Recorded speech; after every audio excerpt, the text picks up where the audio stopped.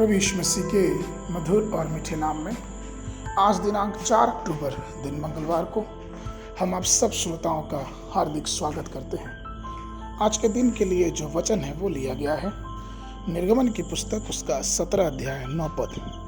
वचन इस प्रकार से कहता है, तब मूसा ने यहोशू से कहा, हमारे लिए कई एक पुरुषों को चुनकर छांट ले और बाहर जाकर अमालेकियों से लड़, और मैं कल परमेश्वर की लाठी हाथ में लिए हुए पहाड़ी की चोटी पर खड़ा रहूंगा।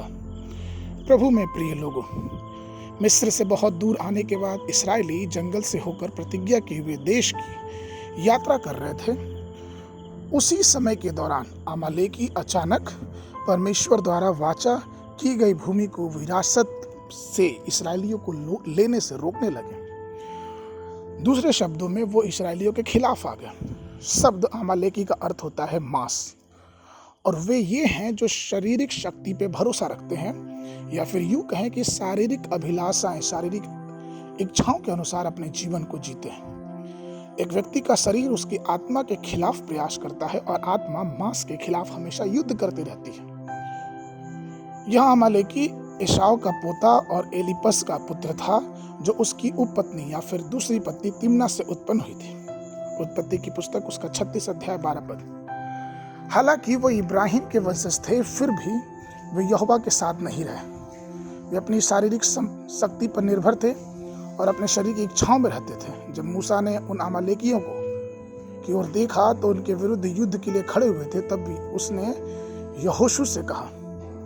निर्गमन की पुस्तक 17 अध्याय 9 से 11 पद। तब मूसा ने यहोशू से कहा, हमारे लिए कई एक पुरुषों को चुनकर छांट ले और बाहर जाकर अमालेकियों से लड़, और मैं कल परमेश्वर की लाठी हाथ में लिए हुए पहाड़ी की चोटी पर खड़ा रहूंगा। मूसा की इस आज्ञा के अनुसार यहोशू अमालेकियों से लड़ने लगा, और मूसा, हारून और हूर पहाड़ी की चोटी पर चढ़ गए।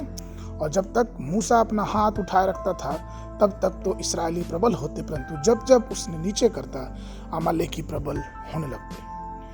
आप विचार करना, ये बहुत महत्वपूर्ण बात है कि अंत में कौन विजयी होगा, शारीरिक शक्तियां या फिर आत्मा, कौन विजयी होगा।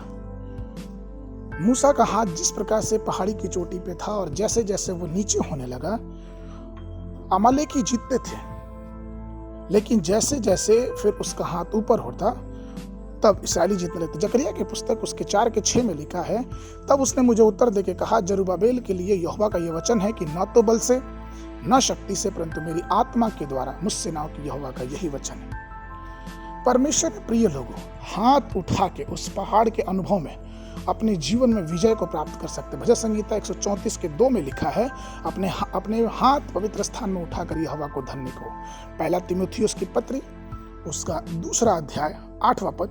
सो मैं चाहता हूं कि हर जगह पुरुष बिना क्रोध और विवाद के पवित्र हाथों को उठाकर प्रार्थना करें। निर्गमन की पुस्तक 17 के 9 में लिखा है कि अब परमेश्वर की लाठी लिए हुए मूसा पहाड़ पर चढ़ गया और वहां पे अपने हाथ खड़े करके रहा।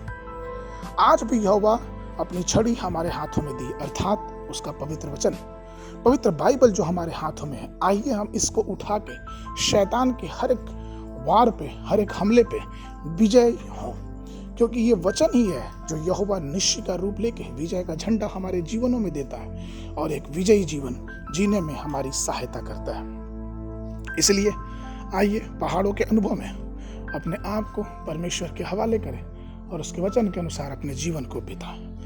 आज के मनन के लिए निर्गमन की पुस्तक 17 अध्याय 12 और 13 पद। और जब मूसा के हाथ भर गए तब उन्होंने एक पत्थर लेकर मूसा के नीचे रख दिया और वह उस पर बैठ गया, और हारून और हूर एक एक अंगल में उसके हाथ संभाले रहे। उसके हाथ सूर्यास्त तक स्थिर रहे, और यहोशू ने अनुचरों समेत अमालेकियों को तलवार से बल से हरा दिया।